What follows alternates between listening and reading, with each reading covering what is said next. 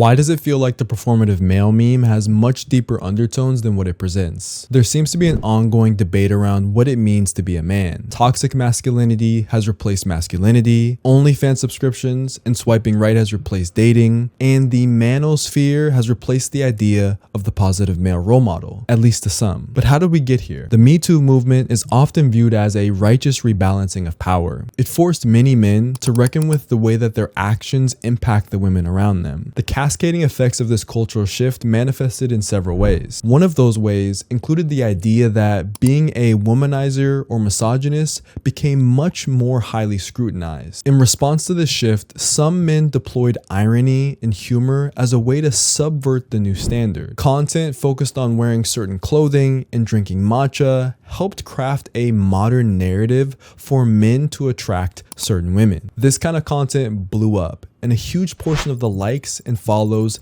did in fact come from women. When Unk, aka Shannon Sharp, decided to get involved with OnlyFans model Gabriela Zuniga, he to me represented the same temptation a lot of men are dealing with when we talk about the online vixen. Society loves to demonize the online vixen, but in reality, there is no marketplace without demand for that product. And from my POV, there's a highly sophisticated illusion taking place. On the surface, our culture acts as though it's positive for men to engage in these forms of self-gratification. But the truth is, more men are addicted and reliant on online relationships as opposed to IRL ones. And while ultimately it's these men's responsibility to break their own addiction, many of these platforms directly profit from feeding those same addictions. And the result of that is that some men don't know how to develop intimacy, empathy, and trust with a real person. And unfortunately, instead, these men are pulled deeper into a cycle of curated fantasy. Masculinity has often been defined as a man's ability to be useful. The term high-value man is now used by men to symbolize what women want in a man. And on the flip side,